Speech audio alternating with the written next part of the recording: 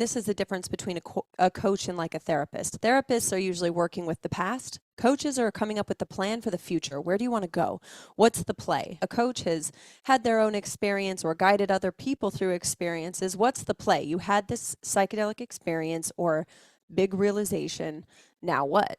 What resources and support can you, the coach, offer? And honestly, it's why I'm such a proponent of the Condor Approach method, the book, which will be on Amazon. You can pre-buy now, but you'll be able to, it ships on May 18th. If every coach just used the book with clients and then gave feedback and support, you're encouraging self-reflection, which is key. You're promoting self-care, but you're doing it through radical self-honesty and responsibility of the individual.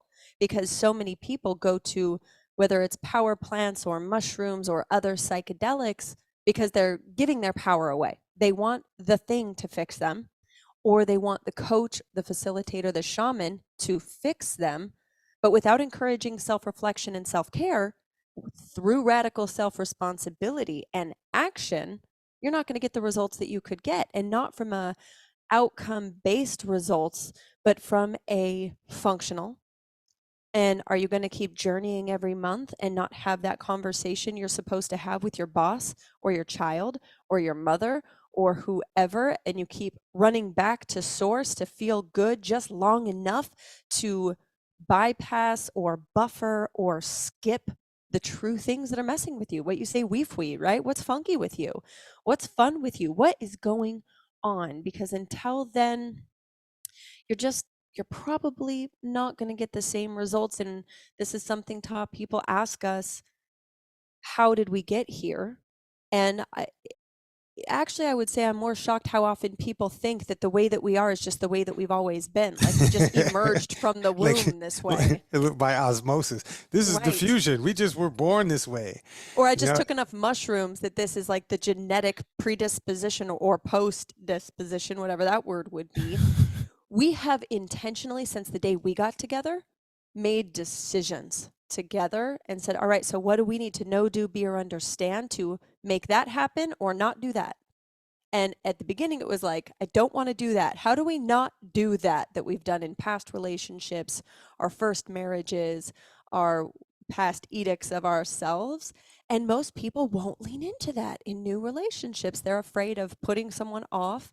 And I remember saying to you, look, can we not do the game thing where if you want to text me or call me, you just do, and if I want to text you or call you, I just do, and if you don't want to, you just tell me, or if you're not available, you just tell me? And you're like, yes. And that's where our relationship started. I already knew I wasn't going to settle, and yet I would still date people and enjoy my life, but I was not going to have this idea of my person or attaching to a concept. So I just said, well, I'm going to be so honest with this dude. He either leans in or runs in complete horror, terror, and fear. And here we are 11 years later, or whatever it is now. In complete horror to no. Daily. Daily. Listen, we moved through our stuff. And when we first got together, there was a lot of stuff from the past that we hadn't integrated. So we had to integrate our stuff and our experience and talk about it and be open about it and create safe containers for our individual selves and for us as a collective of two people plus Henry and now Cupcake, right? For us all to be together in a space where we can be in flow. This is a crafting space and we are consistently integrating. Integration does not end, y'all. Integration is not optional. It's always happening. How you integrate is the option. And that's what we provide at the Condor Approach, is an option for you to be able to actually integrate the way you choose to, not the way it's been chosen for you. And this is the difference between sovereignty and slavery, y'all. Yeah. This is the difference between sovereignty and slavery.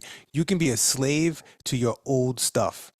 You can be a slave to society. You can be a slave to your parents. You can be a slave to your fears around what people will think about you. You can be a slave to all kinds of stuff. And you can be sovereign. It doesn't stop you from living in a society. It doesn't stop you from being a part of society. And how society has an influence over you is your choice when you are aware that you have a choice. And you've got to integrate the idea that you do have a choice. Okay, when you do have a choice, you can influence things differently. For me, control is an idea. It's a nice idea. It's a nice concept. It's a nice belief structure. I don't believe we have control. I believe influence is a potential. Place then, if you're called, get involved. But first, get informed. Let's talk the 4 N's: intake, intention, in-space integration, leading to deeper transformations. Psychedelic Coach Podcast, Todd Cole. Walk you through the process, it's all possible. Leave space for the follow through. Most importantly, integration is not optional.